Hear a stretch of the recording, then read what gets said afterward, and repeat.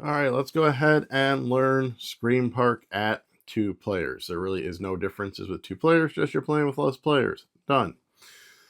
So first thing you're going to do is you're going to place the canvas mat in the middle of the table for all to reach. You are going to be shuffling this massive deck of scene cards. If you want to see what all the scenes look like, you can go ahead and check out our unboxing right up above.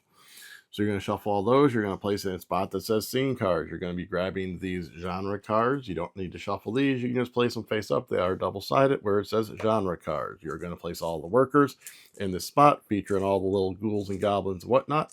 And then each player is going to take 2 to their personal supply, to which they already have a player aid card that's got the scoring on one side, the icons on the other, and they have their little player meeple, and then they're going to put their little score marker up here on 0.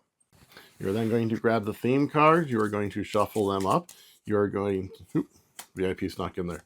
You're going to shuffle up the theme cards. You are going to deal each player 2 theme cards, of which they are going to choose 1 and place it in their area. They'll then discard the other one. So typically this will be the start of your haunted house, and you'll build off of there to the right of it. I'm going to stick mine right up there just for ease of showing things.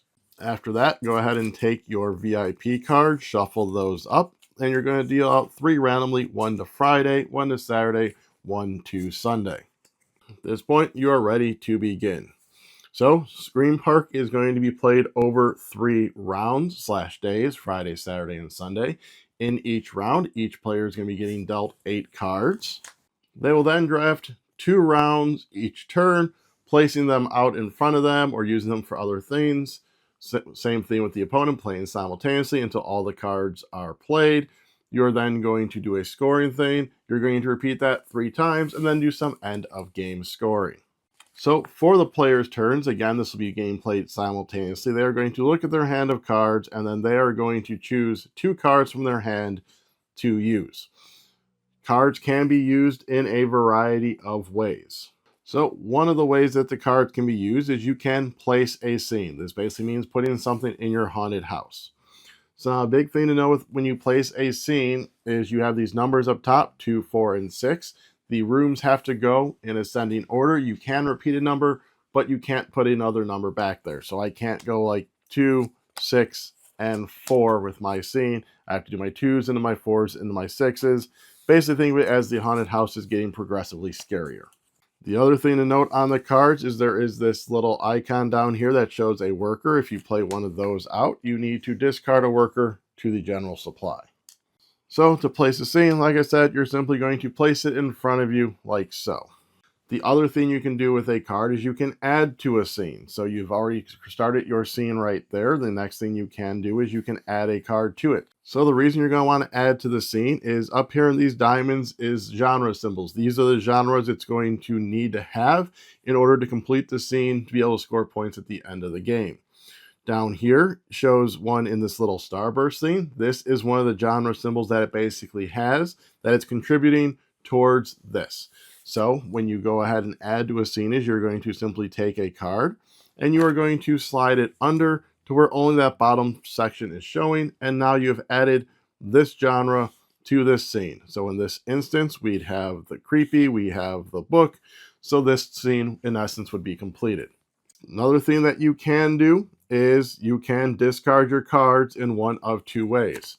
So you can discard 1 card in order to take 2 more workers. Or you can discard both cards in order to take a genre card of your choice, adding it to a scene that is already out here. So in this instance, let's go ahead and grab this card, and we'll say we'll stick this mystery underneath it. So after you have selected your 2 cards, you are going to pass the remainder of your cards to the left or right, depending on which day you are in. In a 2-player game, it doesn't matter. You're going to be passing them to the same player. They are going to pass you their hand. You are going to select 2 cards, doing the same thing. Everyone's going to activate them, going around until all cards are used.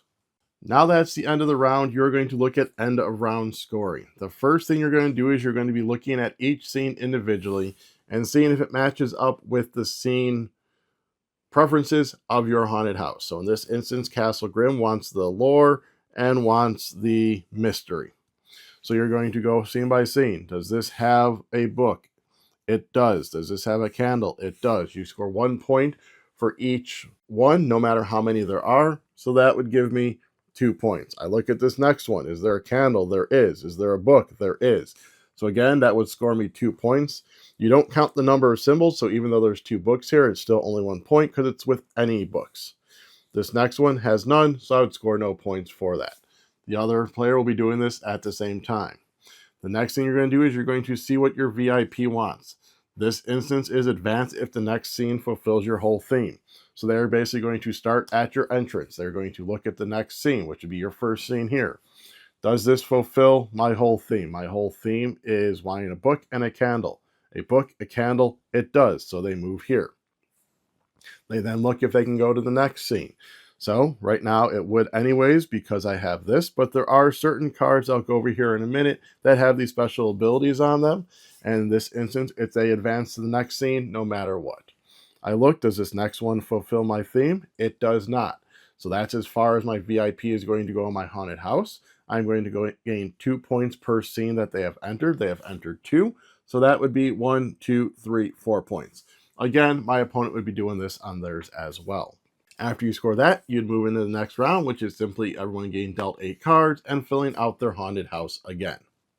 As I said, some of the cards have special abilities. We've already gone over this one. This one allows your VIP to always enter that scene, whether you accomplish what they want or not. This one here that's got the little meeple icon with the plus is simply you're going to grab a worker and add it to your supply. These next two are going to matter more so when I get into endgame scoring, but this is going to have any scenic symbols that are in that scene. You can count them twice, and this one is going to have you ignore one of the requirements on a card in order to complete it. So we'll use this as an example of what the end game looked like. So after you do the normal end of round scoring of these scenes and whatever the Sunday VIP is, you move into end game scoring. So you are going to score each completed scene. So if we go by these individually, we're going to look at the first one and see if it has both symbols that it needs. It does, so that would give us 2 points. The next one as well also has it because it's on the top card, and then the tucked card, so another 2. Then this one, again, if we go to this next one, the Deep Catacombs, so you'll see it needs a doll. It does not have a doll, but we have a book, we have a candle, but we have that special icon there. That means we can ignore the doll in order to complete this scene. So we did, so that would be 4 points. This next one wants 2 books. We do not have 2 books. We do not have the ignoring thing, so we do not score the 4 points. This next one, 2 dolls, a book, and a book. And then this final one, again, we have the 2 dolls. We only have 1 candle, so we would not be able to score that one either. You are then going to see which player has the most of the special ability cards with the lightning bolts. They are going to be getting 3 points. You are going to get 1 point for every worker icon that you have on your card. So in this instance, 1, 2, 3, 4, and 5. So that'd be an extra 5 points. You are then going to look to see how many scenic symbol sets you have. There are 4 different scenic symbols. You're going to look on your cards and see how many you have. So we have 2 light bulbs. This times 2 here means that a scenic symbol in this scene can be counted twice. So in essence, we have 2 skulls. We have 2 of the sound. We have 2 candelabras. You get 6 points for each one of those. So that would be 12 points. Then high score is the winner. So that is the basics on how to play Scream Park. If I could get you to go ahead down below and hit like, subscribe, comment, share, and ring the bell. Let me know where your favorite haunted house is. In addition to that, if you're looking to pick up games, we have a link to Miniature Market down below as well. You can go ahead and head there and go ahead and buy some games. And then using our link down below, we will get credit for that sale. If you're looking for a powdered energy drink, we have partnered with Dubby. We have a code, Meeples, that if you go ahead and use at dubby.gg, then you get a discount and we get a portion of those sales back here to help fund the channel as well. All that information is down below in the description. Alrighty, so spooky.